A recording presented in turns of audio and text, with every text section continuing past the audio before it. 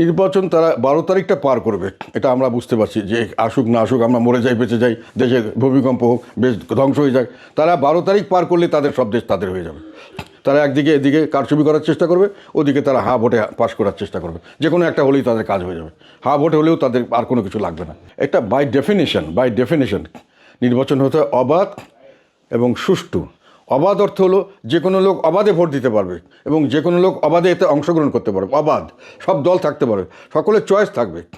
একেবারে স্পেসিফিক্যালি যারা সন্ত্রাসী দল, চরমপন্থী দল, এগুলোকে অনেক সময় বাদ রাখা হয়। তারা যেহেতু তারা নির্বাচনের রাজনীতিতে বিশ্বাস করে না। কাজে অবাধ হওয়ার মধ্যে যেটা আছে সেটার মধ্যে আওয়ামী লীগ না থাকলে এটা অবাধ হয় না। যেমন বিএনপি না থাকাতে এটা অবাধ হয়নি। এটা আমি বলেছিলাম, আমি আর্টিকেল লিখেছি, আমি সংসদে বলেছি যে এটা অবাধ নির্বাচন হচ্ছে না।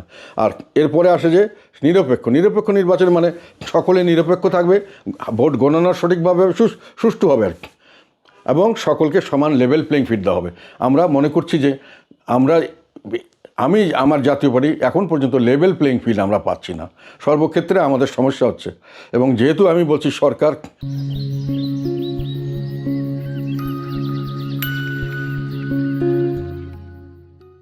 এবং সরকারের সঙ্গে এই এনসিপি এবং তার সঙ্গে জামাত, এরা সর্বতভাবে সরকারি দল হিসাবে কাজ করছে এবং তাদের শাখা প্রকার তাদের সমস্ত জায়গায় এমন কোনো প্রশাসন, আইন শৃঙ্খলা রক্ষা, বিচার বিভাগ, সব জায়গায় তাদের একটা প্রভাব কাজ করছে।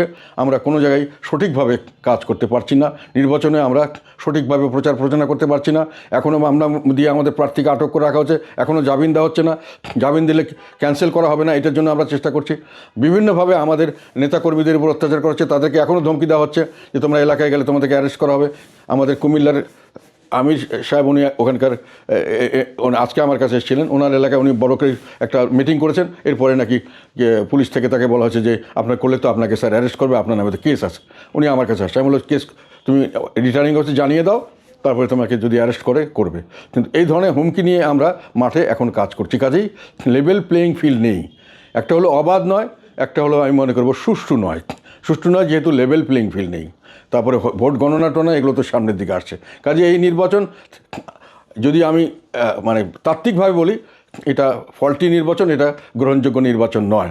এখন দেশের জনগণও এটা গ্রহণ করবে আমি মনে করি না, এবং বিদেশিরাও গ্রহণ করবে আমি মনে করি না। হয়তো গত সরকারের মতো কিছু লোক, বিদেশিরা তাদের নিজের নানান কারণে হয়তো সমর্থন দিতে পারে, কিন্তু এটাকে গ্রহণযোগ্য নির্বাচন এই কথাটিকে আমি মনে করি যে সঠিক বলা যাবে না এবং হবেও না এটা।